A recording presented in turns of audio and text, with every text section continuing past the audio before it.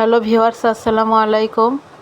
Welcome back to my channel Arishan lifestyle.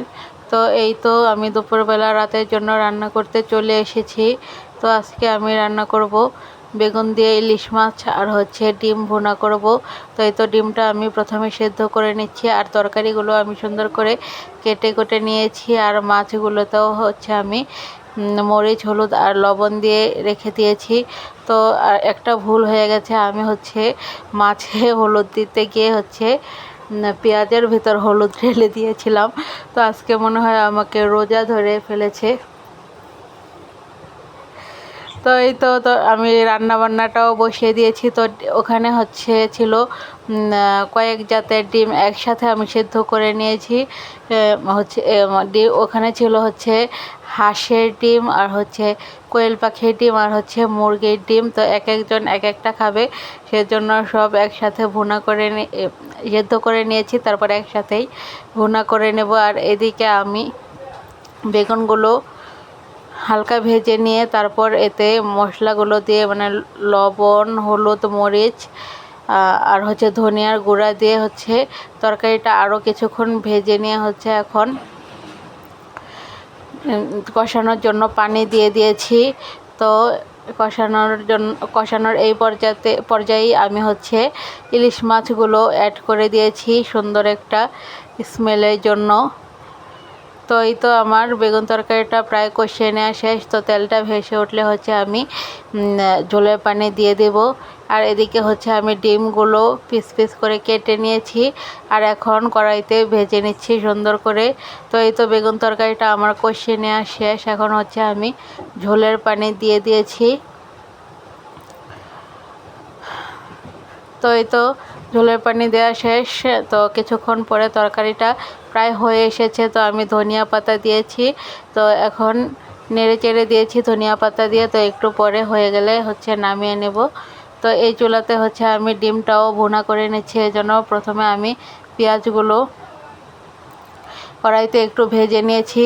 তারপর মরিচের গুঁড়ো, হলুদের গুঁড়ো আর লবণ দিয়ে আর কিছুক্ষণ নেড়ে চেড়ে এখন কষানোর জন্য পানি দিয়ে দিয়েছি। তো পেঁয়াজটা আমার সুন্দর করে কষিয়ে নেওয়া শেষ। এখন ঝোলের পানি দিয়ে দিয়েছি। তো ঝোলের পানি দিয়ে আমি কিছুক্ষণ নেড়ে চেড়ে এই তো এখন বলক উঠে গেছে। তো এই পর্যায়ে আমি ডিমগুলো পেঁয়াজের সাথে মিক্সড করে নেব। তো এই তো ডিমগুলো আমার কড়াইতে ঢেলে দেওয়া শেষ। এখন সুন্দর করে নেড়ে চেড়ে মিক্সড করে নিচ্ছি। তো দেখতে দেখতে চলে গেল 21টি রোজা। তো আর হয়তো বা 8টা কি 9টা রোজা আছে। তো রোজাগুলো কিন্তু খুবই সুন্দর কেটেছে এবং ভালো কেটেছে, আলহামদুলিল্লাহ। তো আশা রাখছি সামনের রোজাগুলো খুব ভালোই কাটবে ইনশাল্লাহ।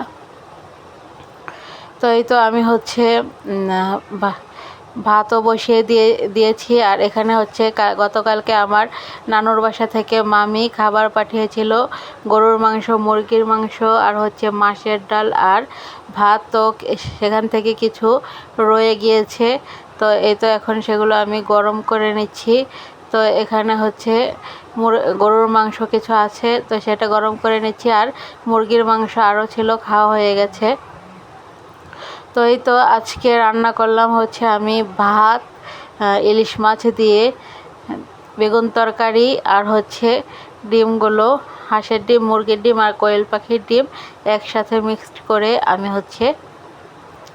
ভুনা করে নিয়েছি। আর এখানে আমি ইফতারির জন্য পেঁয়াজ, মরিচ আর ধনে পাতা কেটে নিয়েছি। আর এখন আনা হয়েছে ইফতারি। তো এখানে আনা হয়েছে চিকেন তান্দুরি আর কিমা নান রুটি। তো এই তো দেখতে দেখতে ইফতারির টাইম হয়ে গিয়েছে। তো আমি প্লেটে সব কিছু সুন্দর করে রেডি করে নিয়েছি, আর আমার হাজব্যান্ড এদিক দিয়ে ইফতারিটা বানিয়ে নিচ্ছে। তো এই তো ব্লগের এই পর্যায়ে আপনাদের কাছ থেকে বিদায় নিয়ে নিচ্ছি। তো ভালো থাকবেন সবাই, সুস্থ থাকবেন। আসসালামু আলাইকুম, আল্লাহ হাফেজ।